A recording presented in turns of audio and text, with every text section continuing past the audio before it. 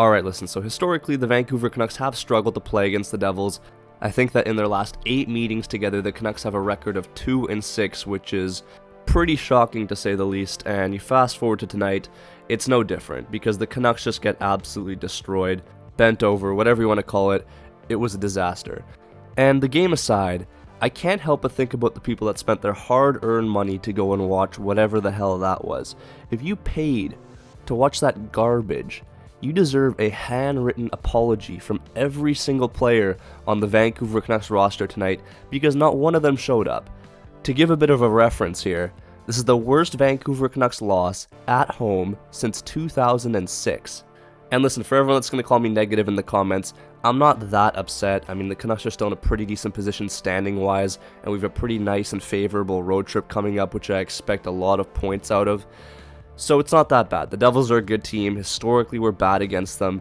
But the effort tonight was just awful. Like, it was just not good at all. I mean, you had Tocchet putting the lines up in a blender for over half the game, it seemed. I mean, Miller was benched on the power play. And a couple of the decisions I just didn't really agree with. I don't know, man. This might be unpopular, but I'm not exactly sure why Noah Juulsen was brought back into the lineup. I mean, after a 4-0-1 record in our last 5 games, the Canucks are making changes to the defense. Like, you know what I mean? And also, it sucks to say this, but right now, Silovs is not NHL caliber. And that sucks, but it's true. And I get that with some of the goals, the Canucks could have been a bit better defensively or a little bit more responsible with the puck, not giving it up in the offensive zone on a power play.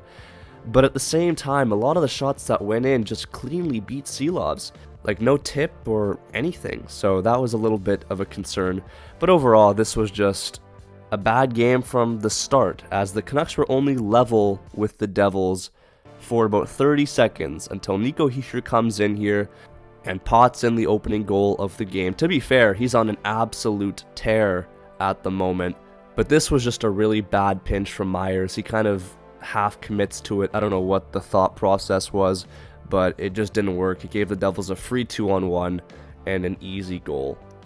In the dying seconds of this period, Pettersson has a clear shot, no one in front of him, chance to walk in here, and he shoots it right at Markstrom's crest. This was a pivotal moment because it's a golden opportunity. If you score it with about a second to go in the period, you have all the momentum in a tie game. But unfortunately, it didn't go in, and this is what happened to start the second period. Miller and Hughes get their signals crossed, puck gets turned over, and the Devils come in and Dawson Mercer with the goal.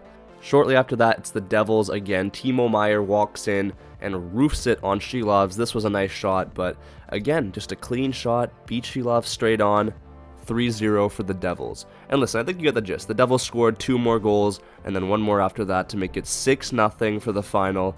This final goal here I want to talk about. The defensive coverage, I don't know what half of our players are even marking. We're just kind of standing in empty space. I mean, Juulsen, I don't know what he's doing pressed up there.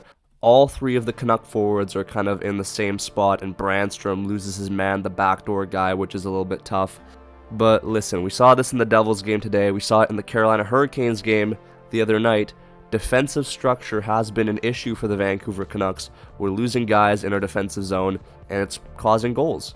Not to mention the ridiculous amount of odd man rushes that the Vancouver Canucks are giving out every game. I think that Langton stopped about 3 or 4 of them, and tonight Silovs had to face a couple as well. Like, you're not going to win games if you're giving up high danger opportunities like that. I think the Canucks had like 1 breakaway from Bluger. It was a partial break, and that was it. So it is what it is. We move on to Saturday. I'll see you then. I don't want to talk anymore about this game. Talk about it in the comment section down below all you want. Make sure you subscribe if you're new around here, and I'll see you in the next one. Peace out and take care.